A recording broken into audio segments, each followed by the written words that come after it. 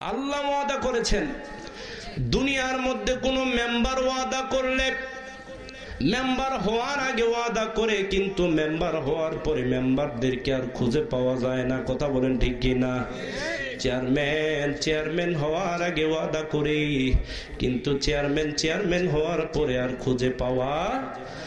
MP সাহেব MP হওয়ার আগে বিভিন্ন রকম ওয়াদা করে কিন্তু এমপি যখন হয়ে যায় জনগণের আর খোঁজ খবর রাখে না। এরকম এমপি আছে না নাই? কথা বলেন আছে না নাই? ও বন্ধু, দুনিয়ার এমপি মন্ত্রী চেয়ারম্যান মেম্বার কথা দিয়ে কথা রাখে না, ওয়াদা করলে ওয়াদা ভঙ্গ করি। কিন্তু আল্লাহ তাআলা বলছেন ওয়াদাল্লাহ, আল্লাহ স্বয়ং নিজে ওয়াদা করেছেন ওয়ামান আসদাকু মিনাল্লাহি কিলা ওয়ামান আসদাকু মিনাল্লাহি কিলা ওয়াদাল্লাহি হাক্কান। আল্লাহ তাআলা বলেন দুনিয়ার মানুষেরা ওয়াদা করলে ওয়াদা ভাঙতে পারে, মেম্বার ওয়াদা করলে ওয়াদা ভাঙতে পারে, চেয়ারম্যান ওয়াদা করলে ওয়াদা ভাঙতে পারে, এমপি মন্ত্রীরা ওয়াদা করলে ওয়াদা ভাঙতে পারে। কিন্তু আল্লাহ আমাদের সাথে যেই ওয়াদা করেছেন সেই ওয়াদা কোনোদিন মিথ্যা হতে পারে? সবাই বলেন মিথ্যা হতে পারে?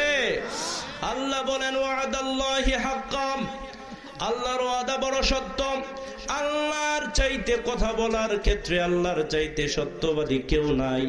আল্লাহ বলেন সে আল্লাহ ওয়াদা করেছেন দুইটা বিষয় যাদের মধ্যে থাকবে আল্লাহ তাদেরকে দুইটা পুরস্কার দিবেন। বলেন না সুবহানাল্লাহ। আল্লাহ কাদের সাথে ওয়াদা করেছেন? আল্লাহ বলেন ওয়াদাল্লাহুল্লাযীনা আমানু ওয়া আমিলুস সলিহাত।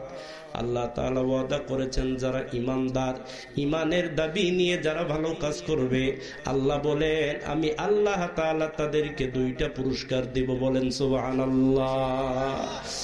এক নম্বর ঈমানদার, দুই নম্বর ঈমানের দাবি নিয়ে যারা ভালো কাজ করবে আল্লাহ তাআলা বলেন তাদেরকে দুইটা পুরস্কার দিবেন। পুরস্কার দুইটা কি দিবেন আমরা শুনতে রাজি আছি কিনা? সবাই বলেন রাজি আছে কিনা? এক নম্বর আল্লাহ তাআলা বলেন এক নম্বর পুরস্কার যারা ঈমানের দাবি নিয়ে ভালো কাজ করবে, এক নম্বর পুরস্কার আমি আল্লাহ তাআলা তাদের জিন্দেগীর সব গুনাহগুলো মাফ করে দিব। আরো জোরে বলেন সুবহানাল্লাহ। এক নম্বর পুরস্কার আল্লাহ তাআলা বলেন আমি আল্লাহ তাআলা তাদের জীবনের সমস্ত গুনাহগুলো মাফ করে দিব। দুই নম্বর আমি আল্লাহ তাদেরকে জান্নাতের মেহমান বানাইয়া দিব। বলেন সুবহানাল্লাহ। আল্লাহ যদি আমাদেরকে মাফ করে দেয়, আল্লাহ রাব্বুল আলামিন তার জান্নাতের মেহমান যদি আমাদেরকে বানাইয়া দেয়, আমরা খুশি না বেজার? সবাই বলেন খুশি না বেজার? মুসলমান দুইটা কাজ করা লাগবে। ঈমান আনেছি আমরা আল্লাহর উপর, আল্লাহকে আমরা বিশ্বাস করি কিনা? সবাই বলেন করি কিনা? আল্লাহকে আমরা বিশ্বাস করে, রাসূলকে আমরা বিশ্বাস করে, কোরআনকে আমরা বিশ্বাস করে আমরা ঈমানদার হয়েছি। এখন ঈমানের দাবি হলো ভালো কাজ করা, সৎ আমল করা। এমন কিছু আমল যদি আমরা করতে পারি গো, আল্লাহ তাআলা আমাদেরকে দুইটা পুরস্কার দিয়ে ধন্য করবেন। এক নম্বর জীবনের গুনাহগুলো মাফ করে দিবেন, দুই নম্বর আল্লাহর জান্নাতের মেহমান বানাইয়া দিবেন। আমরা আল্লাহর জান্নাতের যেতে রাজি আছি না নাই? মুসলমান বাবাজিরা, পৃথিবীতে বহু আমল আছে যে আমলগুলো করলে আল্লাহ মাফ করে দেন, যে আমলগুলোর কারণে আল্লাহ তাআলা বান্দাকে জান্নাতে যাওয়ার পারমিশন দিয়ে দেয়। বড় আমল দিয়ে মানুষ জান্নাতে, যত মানুষ জান্নাতে যাবে তার থেকে ছোট ছোট আমল দিয়ে মানুষ সহজে আল্লাহর জান্নাতে যাবে। আরো জোরে বলেন না সুবহানাল্লাহ। আমার ভাইয়েরা, রাস্তা দিয়ে আসছিলাম, এই যে এখানে বাড়ির পাশে গাড়ি নিয়ে আসা যায় না, গাড়ি নিয়ে আসা যায় না, গাড়ির মধ্যে বালু। যে এখানে আছেন আপনাকে দোষ দিচ্ছি না, কিন্তু হাদিসটা এরকম, রাস্তা দিয়ে আসা যায় না, গাড়ি আসে না, গাড়ির মধ্যে মাটি ফেলেছে। ও বন্ধু, এটা কেমন কাজ শুনেন, রাসূলের হাদিস সাক্ষী। আল্লাহর এক বান্দা রাস্তা থেকে একটা ঢাল সরাইয়া দিছে। এই ঢালটা পড়ে থাকার কারণে লোকটা চিন্তা করলেন এই রাস্তা দিয়ে বিভিন্ন মানুষ চলাচল করে, গুদাপাড়ার মানুষ যায়, কুকাডাঙ্গার মানুষ যায়, বিভিন্ন এলাকার মানুষ এই রাস্তা দিয়ে যায় কি যায় না? সবাই বলেন যায় কি যায় না? আমার মুসলমান শুধু তাই নয়, মুসলমান যখন মসজিদের আযান শুনে তখন নামাজ পড়ার জন্য তারা এই রাস্তা দিয়ে চলাচল করে। আল্লাহর বান্দা চিন্তা করলেন জোরে এই গাছের ঢালটা ভেঙে এখানে পড়ে গেছে, এই ডালটা যদি এইখানে থাকে মানুষের যাতায়াতে কষ্ট হবে, মানুষের যাতে কষ্ট না হয়, মানুষের চলাচলের মধ্যে যেন কোনো অসুবিধা না হয়, এই জন্য লোকটা ওই গাছের ডালটাকে রাস্তা থেকে সরাইয়া দিলেন। মুসলমান হাদিসের মধ্যে পাওয়া যায় গো, এইটুকুন আমলের কারণে আমার আল্লাহ ওই বান্দার উপর খুশি হইয়া আল্লাহর জান্নাতের মেহমান বানাইয়া দিছে। মুসলমান নবীর উম্মত, আল্লাহর বান্দা রাস্তা থেকে ডাল সরানোর কারণে যদি আল্লাহর জান্নাতের মেহমান হতে পারে, তাহলে আমরা যদি রাসূলের দেখানো কিছু আমল করি, বলেন তো সেই আমলগুলোর উসিলায় আল্লাহ আমাদেরকে মাফ করে দিয়ে তার জান্নাত দিতে পারে কিনা? রাসূলুল্লাহ সাল্লাল্লাহু আলাইহি ওয়াসাল্লাম বলেন, ও আমার সাহাবারা শোনো, আমি কি তোমাদেরকে এমন আমলের কথা বলবো না যে আমল করলে আল্লাহ তাআলা তোমাদের জিন্দেগীর গুনাহগুলো মাফ করে দিবেন, যে আমল করলে আল্লাহ তাআলা তোমাদের জান্নাতের মধ্যে, দুনিয়ার মধ্যে এবং জান্নাতের মধ্যে তোমাদের মর্যাদা বাড়াইয়া দিবেন? এই আমলগুলোর ব্যাপারে আমি কি তোমাদেরকে বলবো না? সাহাবে কেরাম রাদিয়াল্লাহু তাআলা আনহুম আজমাইন বললেন, ইয়া রাসূলুল্লাহ, অবশ্যই আপনি বলেন। যে আমল করলে জীবনের গুনাহ মাফ হয়ে যাবে, যে আমল করলে দুনিয়া এবং আখিরাতে সম্মান বেড়ে যাবে, ওই আমলগুলো জেনে আমাদেরও আমল করার দরকার আছে না নাই? সবাই বলেন আছে না নাই? একটু তাকবীর দেন, নারায়ে তাকবীর। আর একটু জোরে তাকবীর দেন, নারায়ে তাকবীর। আমার মুসলমান বাবাজিরা খেয়াল করে শুনেন, রাসূলুল্লাহ সাল্লাল্লাহু আলাইহি ওয়াসাল্লাম বললেন, শোনো, তিনটা কাজ করলে আল্লাহ তোমাদের জিন্দেগীর গুনাহ মাফ করে দিবেন। তিনটা কাজ করলে আল্লাহ তাআলা তোমাদের জিন্দেগীর গুনাহগুলো মাফ করে দিবেন, দুনিয়া এবং আখিরাতে তোমাদের মর্যাদা বাড়াইয়া দিবেন। বলেন সুবহানাল্লাহ। কয়টা কাজ? কয়টা কাজ? সবাই বলেন কয়টা? ওয়াজ আজকে নিয়ে যেতে হবে, রাজি আছেন? আল্লাহ তাআলা বলেন, শোনেন, শ্রোতা যদি শ্রোতার মতো হতে পারেন, আল্লাহ তাআলা কোরআনে ঘোষণা দিয়েছেন, ফাবাশশির ইবাদিল্লাযীনা ইয়াসতামিউনাল কাওলা ফায়াত্তাবিউনা আহসানা। ও নবী, আপনি ওই সমস্ত শ্রোতাদেরকে সুসংবাদ দেন যেই সমস্ত শ্রোতারা দিলের কানটা লাগাইয়া বয়ান শুনে, ওয়াজ শুনে, বক্তৃতা শুনে, আমলের নিয়তে শুনে গো, আমি আল্লাহ তাআলা ওই সমস্ত শ্রোতাদেরকে জান্নাতে নেওয়ার জিম্মাদারি নিলাম। আরো জোরে বলেন সুবহানাল্লাহ। আমার সম্মানিত ভাইরা, এজন্য মুমিন যখন আমল করার নিয়ত করবে, বয়ান শোনার সাথে আমল করার নিয়ত করবে গো, মুমিন আমল করার নিয়ত করার সাথে সাথে একটা সওয়াব আমার আল্লাহ তার আমল নামায় দান করে দিবেন। আর একটু জোরে বলেন না সুবহানাল্লাহ। এই জন্য সামনে রোজার দিন আসতেছে গো, রোজার দিনে আগে রোজা নাকি নিয়ত? সবাই বলেন রোজা না নিয়ত? কেউ যদি নিয়ত না করে রোজা হবে? সবাই বলেন হবে? বড় বড় মুফতি বসে আছেন, আপনারা বয়ান ভালোই বোঝেন।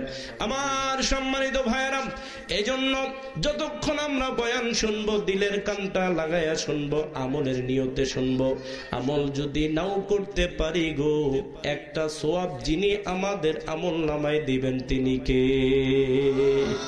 মুসলমান বাবাজিরা শোনেন, রাসূল বললেন তিনটা কাজ তোমরা করবা, তিনটা আমল যদি তোমরা করতে পারো, আমি রাসূল ঘোষণা করলাম আমার আল্লাহ তাআলা তোমাদের জিন্দেগীর গুনাহগুলো মাফ করে দিবেন।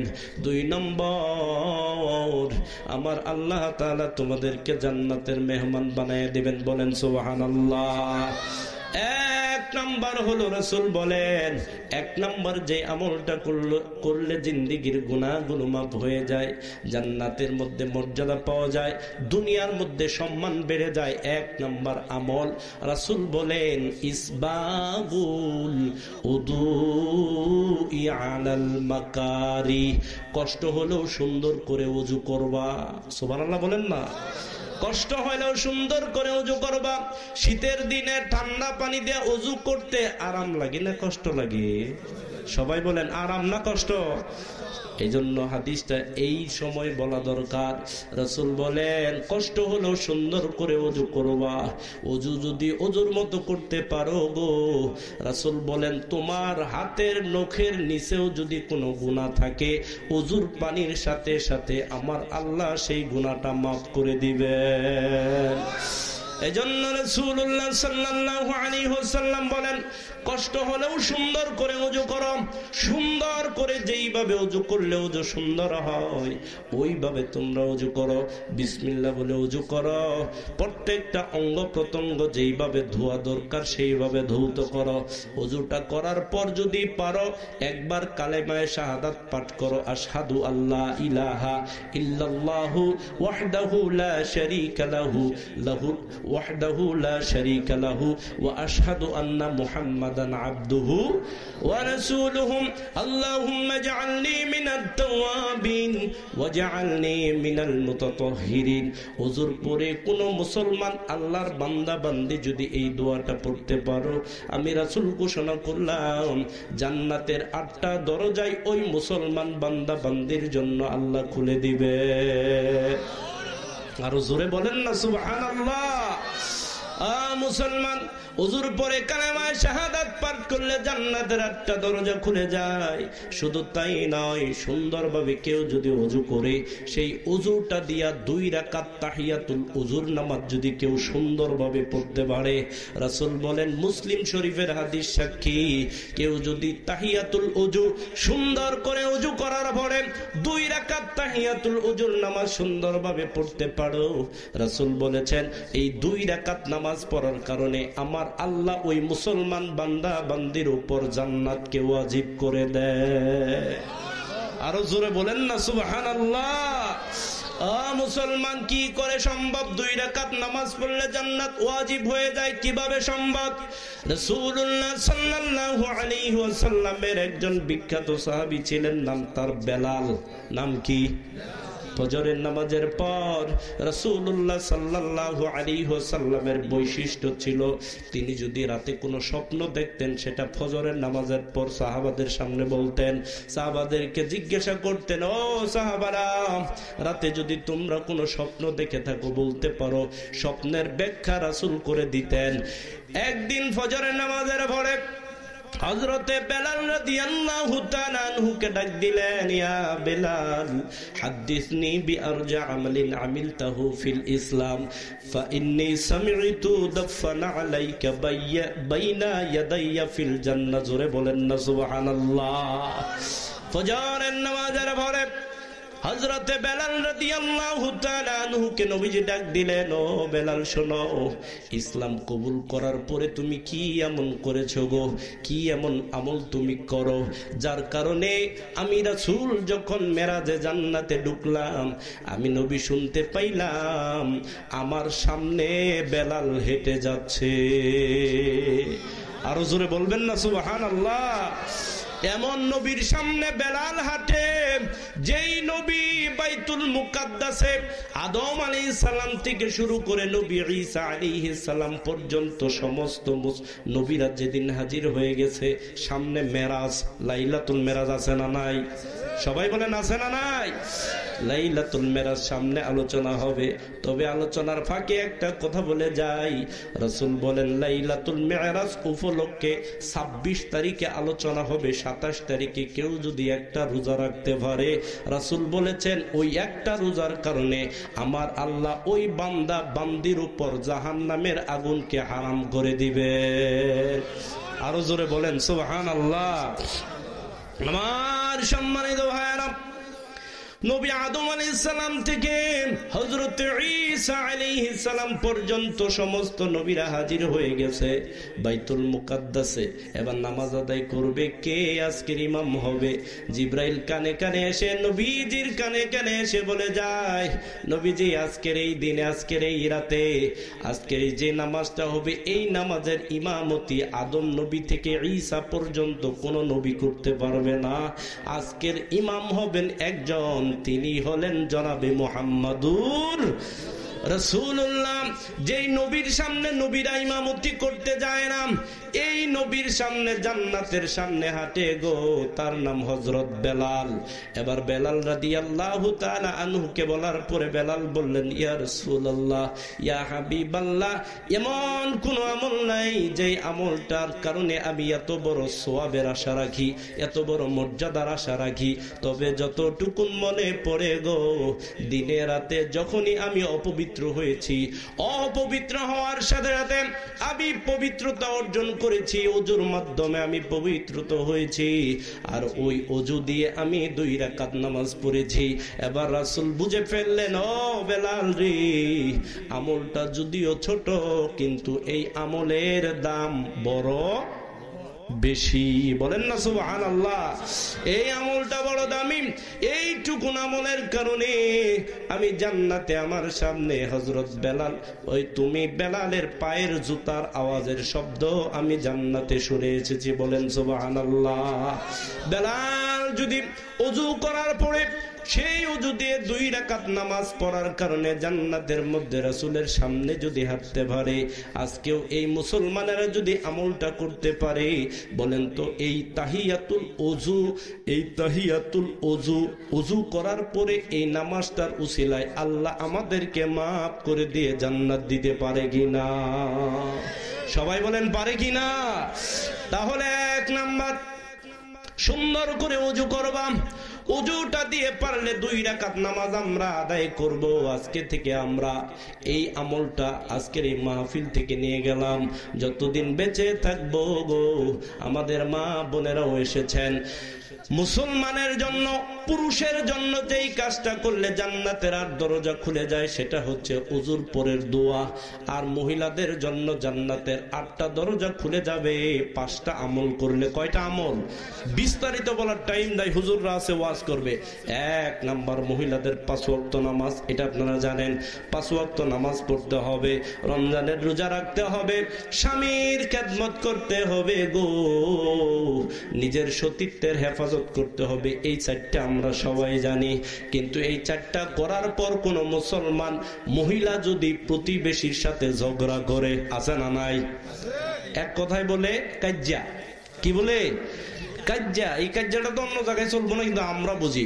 কোন মহিলা যদি 5 ওয়াক্ত নামাজ পড়েন, আল্লাহর রাস্তায় দান করেন, রমজানের রোজা রাখে, স্বামীর খেদমত করে, পর্দা পশিদায় থাকে, কিন্তু প্রতিবেশী মহিলার সাথে যদি অকারণে ঝগড়া করে, আল্লাহর কসম করে বলে গেলাম, 1400 বছর আগে রাসূল, আমাদের রাসূল বলে গিয়েছেন, ওই মহিলা আল্লাহর জান্নাতে ঢুকতে পারবে। কথা বলেন, ঢুকতে পারবে? সব করে ভালো, কিন্তু মহিলার সাথে ঝগড়া করে, প্রতিবেশীর সাথে ঝগড়া করে, এরকম মহিলা আমাদের দেশে আছে না নাই? কথা বলেন না কেন? আছে না নাই? ওই যে যারা ওয়াজ শুনতে আসছে, এদের মধ্যে আছে না নাই? আমরা সবার জন্য দোয়া করলাম, আল্লাহ যেই সমস্ত মহিলার মধ্যে এই বদ অভ্যাস আছে, আল্লাহ এই বদ অভ্যাসটা তার জীবন থেকে তুমি সরিয়ে দাও। বলেন আমিন। আমার সম্মানিত ভাইরা, যে আমল করলে আপনার আমার জিন্দেগীর গুনাহগুলো মাফ হয়ে যাবে, জান্নাতের মধ্যে মর্যাদা বেড়ে যাবে, দুনিয়ার সম্মান বেড়ে যাবে। 1 নাম্বার, সুন্দর করে ওযু করব। 1 নাম্বার কি করব বলেন? সুন্দর করে ওযু করব। 2 নম্বর, ইসবাগুল উদুই আলাল মাকারিহ। 2 নম্বর, ওয়া কাসরাতুল খুতা ইলাল মাসাজিদ। বেশি বেশি মসজিদের সাথে যাতায়াত করব। ফজরে মসজিদে যাব, জোহরে মসজিদে যাব, আসর মাগরিব এশা মসজিদে গিয়ে নামাজ আদায় করব। রাজি আছি না নাই? সবাই বলেন আছি না নাই? রাসূল বললেন, মুসল্লি বাড়ি থেকে মসজিদ পর্যন্ত যতটুকুন পায়ে হেঁটে নামাজ আদায় করবে, বাড়ি থেকে মসজিদ পর্যন্ত আসতে যতগুলো পা মাটিতে ফেলবে, রাসূল বলেন প্রত্যেকটা পা মাটিতে ফেলার কারণে আমার আল্লাহ তার আমলনামায় সওয়াব লিখতে থাকবে। আরো জোরে বলেন না সুবহানাল্লাহ। যতটুকু এই জন্য রাসূল বলেন আ'যামুন নাসি আজরান ফিস সালাতি, নামাজীদের মুসল্লিদের মধ্যে দুই প্রকার মুসল্লি সব চাইতে বেশি সওয়াব পায়। কয় প্রকার মুসল্লি? দুই প্রকার। এক নম্বর, যে মুসল্লি পায়ে হেঁটে মসজিদে আসে, যত দূর থেকে আসবে গো, রাসূল বলেন তত দূর থেকে আসার কারণে যতগুলো কদম মাটিতে পড়বে আল্লাহ তাআলা প্রত্যেকটা কদমের বিনিময়ে ওই মুসল্লির আমলনামায় সওয়াব দান করতে থাকবে। বনি সালমা নামে এক গোত্র ছিল, মদিনা মসজিদে নববী থেকে 3 মাইল দূরে থাকতো। একবার রাসূলের কাছে এসে বলল, ইয়া রাসূলুল্লাহ, ইয়া হাবিবাল্লাহ, ফজরের নামাজে যখন আমরা আসি 3 মাইল দূর থেকে নামাজটা পড়ে আবার চলে যায়, 3 মাইল দূরে যাওয়া লাগে। এইভাবে এক ওয়াক্ত নামাজ পড়ার জন্য তারা 6 মাইল রাস্তা হাঁটতো। কয় মাইল? এক ওয়াক্ত নামাজ পড়ার জন্য যদি তারা 6 মাইল রাস্তা হাঁটে, তাহলে 5 ওয়াক্ত নামাজ পড়ার জন্য বলেন তো কয় মাইল রাস্তা হাঁটতে হয়? হ্যাঁ, কথা বলেন না কেন? 30 মাইল রাস্তা তারা 5 ওয়াক্ত নামাজ পড়ার জন্য হাঁটতো। একবার আসতো আবার চলে যেত, আসতো আবার চলে যেত। বনু সালমা এই গোত্রের লোকেরা রাসূলুল্লাহ সাল্লাল্লাহু আলাইহি ওয়াসাল্লামের কাছে এসে বললেন, ইয়া রাসূলুল্লাহ, ইয়া হাবিবাল্লাহ, আমাদের বাড়ি মসজিদ থেকে অনেক দূরে, অনেক দূরে আমাদের বাড়িঘর, ওইখান থেকে মসজিদে এসে নামাজ পড়তে আমাদের কষ্ট হয়, অনেক সময় লাগে। যদি অনুমতি দিতেন তাহলে মসজিদের পাশে আমরা বাড়ি বানিয়ে নিতাম, যাতে আজান হওয়ার সাথে সাথে মসজিদে গিয়ে নামাজ আদায় করতে পারি। বলেন সুবহানাল্লাহ। রাসূলুল্লাহ সাল্লাল্লাহু আলাইহি ওয়াসাল্লাম বললেন, ও বনু সালমা শোনো, এক ওয়াক্ত নামাজ পড়ার জন্য 3 মাইল আসতে হয়, আবার 3 মাইল দূরে যাইতে হয়। শোনো, আল্লাহ তাআলা তোমাদের জন্য একটা পুরস্কারের ঘোষণা দিয়েছেন। এই 3 মাইল রাস্তা হাঁটতে যতটুকুন কদম তোমরা মাটিতে ফেলবা, আবার যাওয়ার সময় যতটুকুন কদম মাটিতে ফেলবা, আমার আল্লাহ তাআলা প্রত্যেকটা কদম মাটিতে ফেলার কারণে তোমাদের আমলনামায় সওয়াব দান করবে। আরো জোরে বলেন না সুবহানাল্লাহ। আরে মুসলমান নবীর উম্মত, 3 মাইল দূরের মুসল্লিরা মসজিদের কাছে আসতে চায় জামাতের সাথে নামাজ আদায় করার জন্য, কিন্তু আমাদের দেশে এমনও মানুষ মুসলমান আছে গো, মসজিদের সাথে বাড়ি আজান হওয়ার পরে মসজিদে আসে না, এরকম লোক আছে না নাই? সবাই বলেন আছে না নাই? মুসলমান নবীর উম্মত সাহাবায়ে কেরাম রাদিয়াল্লাহু তাআলা আনহুম নামাজে জামাতে শরীক হওয়ার জন্য মসজিদের কাছে আসতে চেয়েছে। এজন্য রাসূল বলছেন, মসজিদের কাছে আসার দরকার নাই, দূরেই থাকো। দিয়ারুকুম তুকতাবু আসারুকুম, দিয়ারাকুম তুকতাবু আসারুকুম। ও বনু সালমারি, দূরেই থাকো, দূরেই থাকো, যেইখানে বাড়িঘর আছে ওইখানেই থাকো। তবে আমি নবী ঘোষণা করলাম, আল্লাহ তাআলা প্রত্যেকটা কদমের বিনিময়ে তোমাদের আমলনামায় সওয়াব দান করবে। বলেন সুবহানাল্লাহ। 2 প্রকার মুসল্লি সব চাইতে বেশি নামাজে সওয়াব পায়। 1 নাম্বার, যিনি পায়ে হেঁটে দূর থেকে আসে। 2 নাম্বার, যেই মুসল্লি নামাজের জন্য মসজিদে অপেক্ষা করে, আজান হয়েছে, একটা আজানের মিনিমাম 15 মিনিট পরে জামাত হয়। কথা বলেন ঠিক কিনা? মিনিমাম 15 মিনিট পরে জামাত হয়। উইদাউট মাগরিব, মাগরিবটা কম সময় হয়ে যায়, কারণ মাগরিবের সময় কম। রাসূলুল্লাহ সাল্লাল্লাহু আলাইহি ওয়াসাল্লাম বলেন, যেই মুসল্লি আজান হওয়ার পরে মসজিদে ঢোকার পরে মসজিদে বসে থাকবে, বসে বসে কিচ্ছু বলবে না, শুধু বসে থাকবে, রাসূল বলেন এই মুসল্লি নামাজের অপেক্ষায় বসে থাকার কারণে নামাজ পড়লে যে পরিমাণ সওয়াব হতো, ওই পরিমাণ সওয়াব নামাজ না পড়লেও আমার আল্লাহ মুসল্লির আমলনামায় দান করতে থাকে। আরো জোরে বলেন না সুবহানাল্লাহ।